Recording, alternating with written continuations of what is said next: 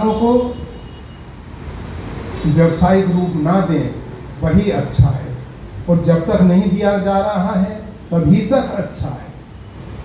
कहते हैं कि मंदिर की आवश्यकताएं हैं बहुत, ठीक, हम भी मानते हैं। मीनाक्षी मंदिर की अगर रंग पेंट की व्यवस्था है, 10 करोड़ में पूरा रंग नहीं हो पाता है। अब इतनी धनराशि केवल रंग पेंट के लिए लगती है, तो फिर कहाँ से आएगा, कैसे? अरे माँ का भंडार अटूट है, इतना भरा हुआ है, आप लोग सब जानते हैं। विधर्मियों ने मंदिरों के ऊपर 17 बार आक्रमण करके मंदिरों को ध्वंस किया, लूटा। वो लुटेरे केवल बात इस्लाम की करते थे, परंतु इस्लाम से उनका कुछ लेना देना। आज भी बहुत से लोग हैं इस्लाम की बात करते हैं, परंतु मोहम्मद साहब ने, कुरैशी परिवार में जन्म हुआ था मोहम्मद साहब का, और उनके यहाँ बहुत से देवी देवताओं की पूजा होती थी। उस पूजा को देख के उनका मन कहता था कि नहीं, एक ही परमात्मा की उपासना की जाए, आराधना की जाए, और वो उसका प्रचार करते थे। और उस परमात्मा को निर्गुण निराकार रूप में उन लोगों ने स्वीकार किया। उन्होंने अपने जीवन में संग्रह नहीं किया, अपरिग्रह। मृत्यु के समय मोहम्मद साहब व्याकुल थे, अपनी पत्नी से पूछा कि तुमने कुछ धन तो नहीं संग्रह कर रखा?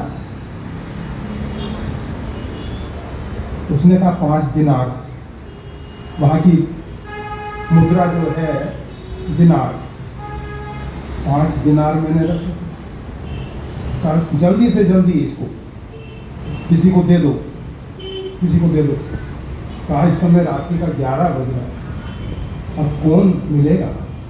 कहा जिस अल्लाह ने की है, कोई ना कोई जरूरतमंद को भेजेगा, जा बाहर जा। और वो बाहर गई और उसने वो 5 दिनार जरूरतमंद लोगों को दे दी, उसका शांति से शरीर छोड़ा। मोहम्मद साहब ये बड़े पवित्र हैं। ये जो कुरान है, इसकी जो आयतें हैं, उसमें कुछ आयतों के गलत अर्थघटन करने के कारण ये सब सांप्रदायिक झगड़े हो रहे हैं। सुप्रीम कोर्ट ने भी इस बात को स्वीकार किया है। फिर इस विषय में हम बहुत ज़्यादा नहीं, तो उनका मुख्य कहना था सूद और शराब ये नहीं चाहिए। आज कौन मुसलमान सूद और शराब से बच रहा है? कुछ चंद होंगे, बैंक का इंटरेस्ट तो लेते ही होंगे, कहीं दूसरी जगह का ब्याज तो लेते ही होंगे, और शराब को किसी न किसी रूप में कैसे सेवन भी करते हैं। मतलब खाली इस्लाम की बातें करते हैं, कहीं कोई मजहब। जैसे हमेशा हुआ यही है, हमारे धार्मिक ग्रंथों में भी बहुत से लोगों ने घुसपैठ की है, और उस घुसपैठ के कारण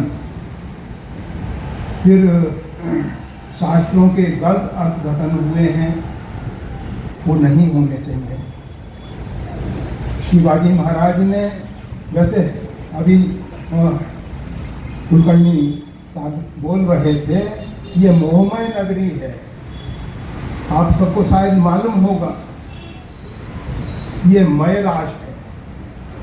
मय दानव ने जो उसका शिल्पी था, जैसे देवताओं के शिल्पी विश्वकर्मा, इसी प्रकार से दानवों के शिल्पी मय, उसने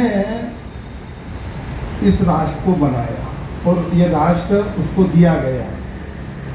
मय दानव की जो पुत्री है मंदोदरी, वो रावण को ब्याही थी, और भगवान श्री राम ने जब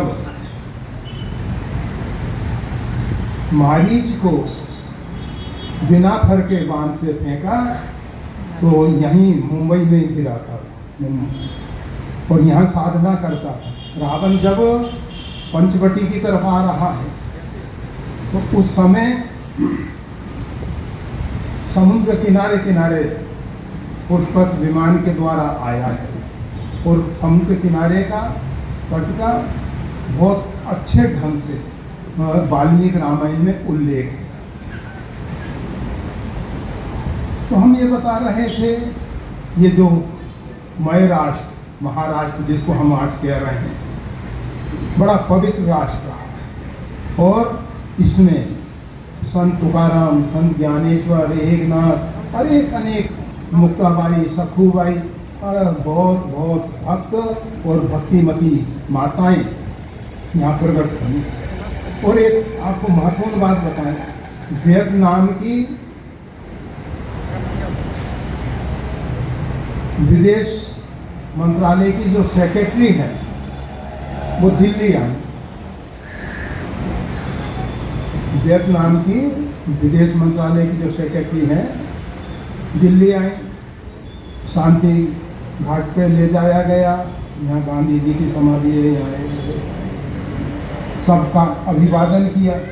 उन्होंने पूछा शिवाजी की समाधि कहाँ है? कहीं शिवाजी की समाधि नहीं दिखाई दी।